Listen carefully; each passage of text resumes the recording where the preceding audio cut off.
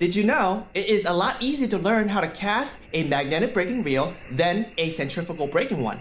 In this video, I'm going to show you how to set up a magnetic braking reel and learn how to cast one. The reason why it's easier is because for a magnetic braking reel, all you have to do is set the tension knob one time and you are done. With that said, the casting process is a lot simpler now that we have eliminated one variable. You see, Daiwa knows this, which is why Daiwa have created a feature called Zero Tension Adjuster Knob. And for those reels that sports this fancy little feature, it simply means that these reels are factory tuned right out of the box. You do not need to set up the tension knob. It's already done for y'all. Now, given that magnetic braking reels can be configured differently, then shouldn't the learning process on how to cast a baitcasting reel different?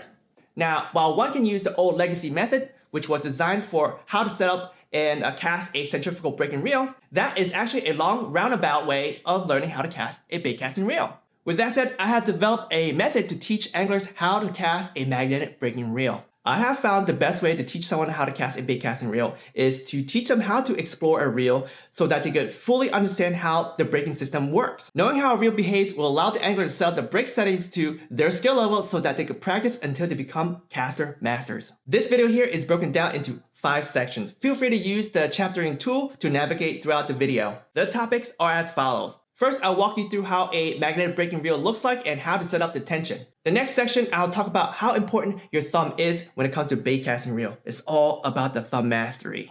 Then I'm going to talk about the term overspooling and how to tame that beast. Next, I'm going to teach you a casting exercise that allows you to quickly explore a reel and understand its braking behavior. And lastly, I'm going to teach you how to feather the spool using your thumb to achieve great casting distance.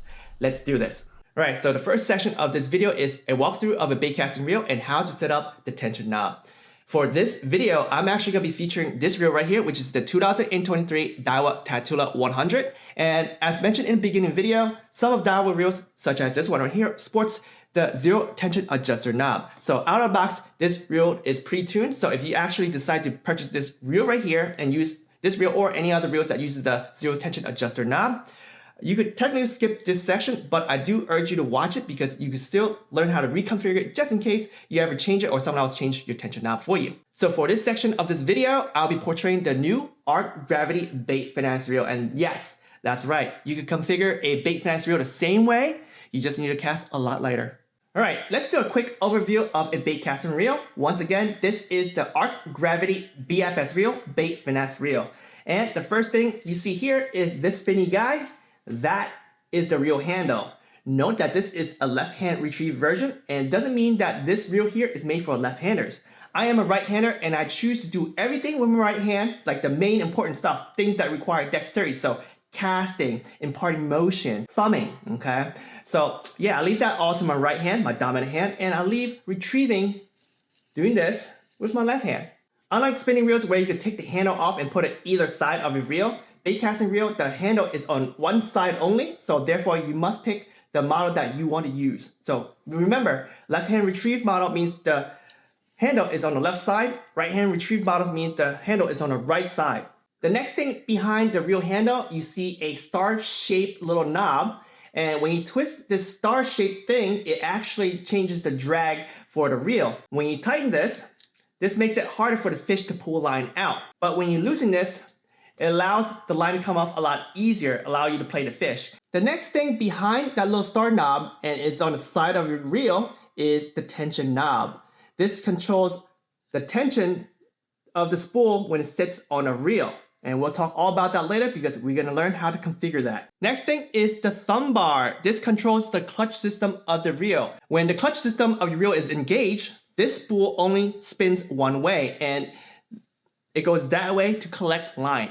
Now, when you push the thumb bar, with your thumb of course, okay, now this spool can spin either direction.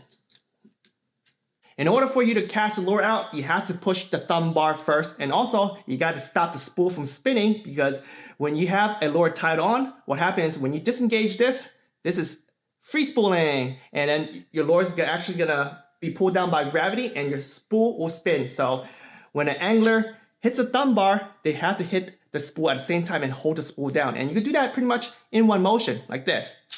Ta-da!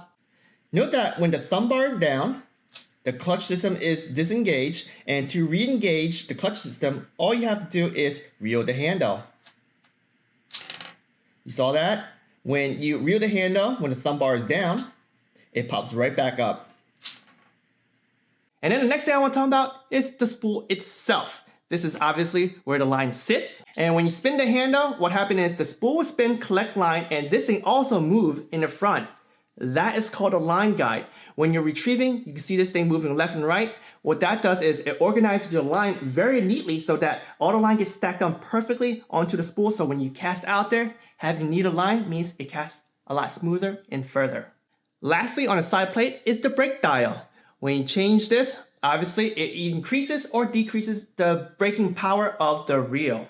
All right, here's the money sauce. We gotta talk about how to configure that tension knob. Once again, the tension controls basically the tension of the spool as it sits on your reel. The tighter the tension means the harder the spool will spin, and the looser it is means the easier it will spin. And this is excluding the brakes itself. The reel works beautifully with conjunction of the brakes of the reel and the tension, and as well as your thumb, okay? And for magnetic braking reel, once again, they work best with loose tension as possible. But you don't want the tension knob too loose, because if you have the tension knob too loose, let me show you. I just configured this reel with very, very low tension, and listen to this.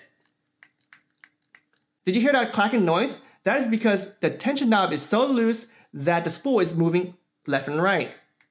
That left and right is not good during a cast because when your spool is spinning very, very fast, it may jump. And when the spool jumps, it may create a jerk and throw off your reel casting, okay? So what you want to do is, we just want to tighten the spool to the point where there is no left and right movement, but it's still loose as possible. So in order for you to do that, what you need to do is a very quick exercise, and that is first, you want to take your reel, you want to loosen it up just like how I did it earlier, and put your finger on the spool and move it left and right. You should hear that clacking noise. You want to slowly tighten the dial, and each time you tighten the dial, you want to do the same thing again. You want to test for that noise. If you hear it, you keep repeating the process until you don't hear it. There's still a little clack, and then you want to slow down. And when you don't hear the sound just like here, what you want to do is slowly back it out. And if you do hear a sound, you tighten it back just a little bit. Okay? The goal is, once again, you get it loose as possible, but you don't want the left and right movement of spool making that noise. You see, Daiwa, the way they set up their tension is that it's loose as possible, but there is a micro left and right movement. However, many folks in the fishing community have found that Daiwa reels and also other magnetic braking reels, they want to tighten the tension knob to the point where there is actually no left and right movement of the spool. And that's exactly how I like to set up the spool, and that's how I suggest you to set up your spool as well.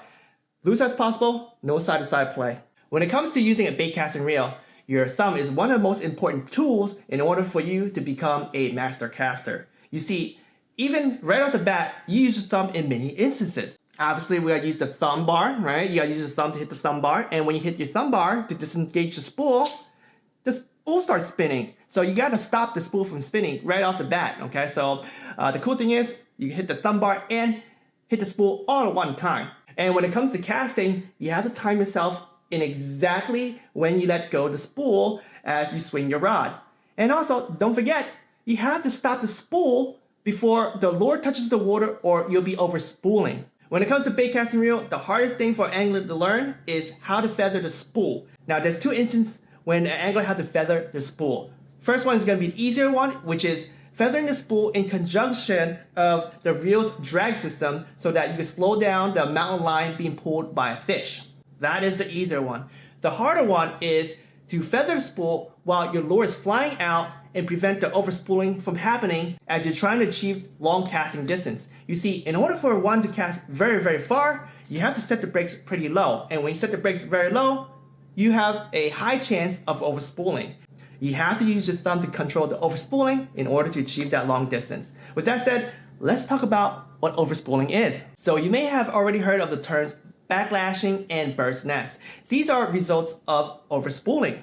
Overspooling is when your spool is spinning so fast that it's unraveling line faster than it could dispense line out of the reel. And you can see the line fluff up inside the reel itself. When overspooling is so bad during a cast that the line knots up and the spool stops spinning and your lure stops in mid-flight, that is called backlash. And when backlash is so bad that it takes a long time to fix that knot, or you have to cut all your line and put on new line, that is called bird nesting.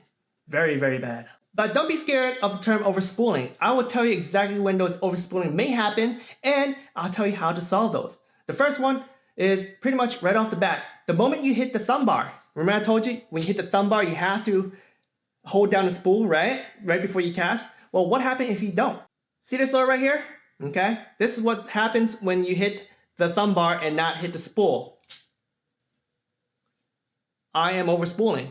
The reason is the lure is falling immediately due to gravity. So if I don't stop the spool from spinning and the lure hits the floor, guess what?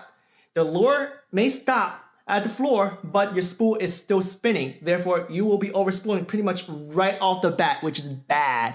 So therefore, the first thing you do when you hit the thumb bar is put your thumb on the spool.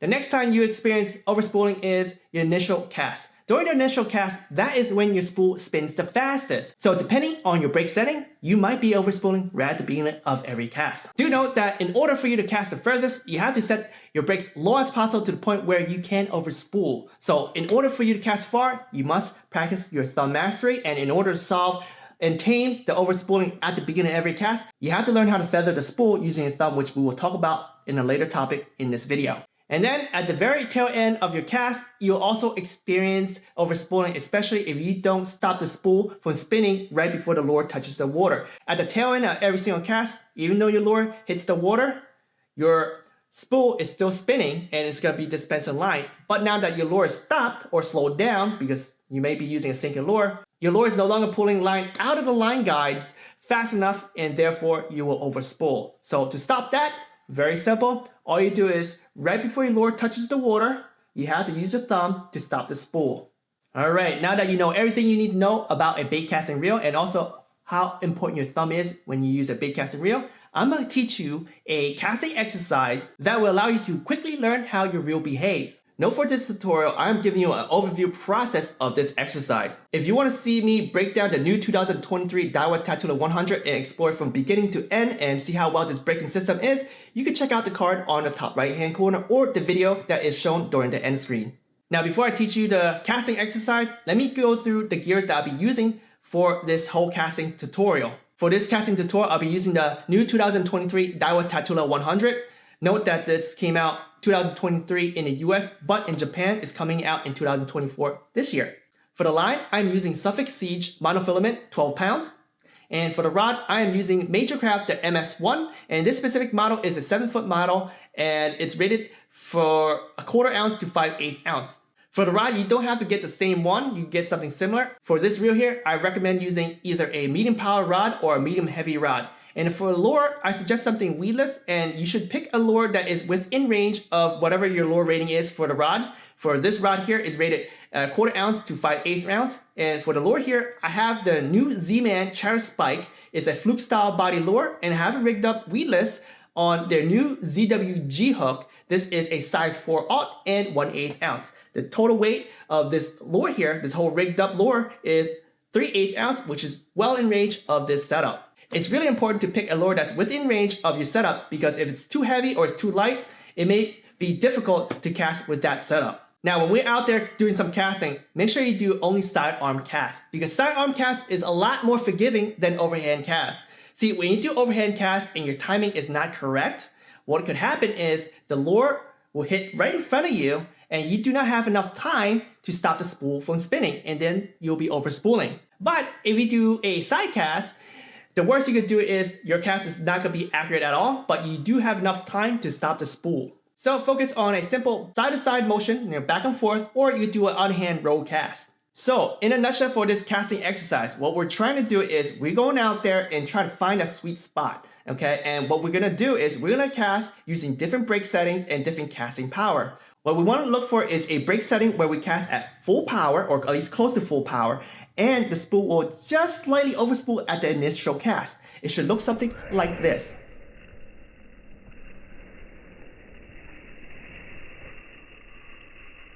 As you see here, after finished casting, you can see the spool overspool slightly. It starts fluffing up just a bit but it fixes itself as it completes the cast. And of course, you have to thumb the spool right before the lure touches the water. Whenever you find this setting, we're gonna call this the sweet spot.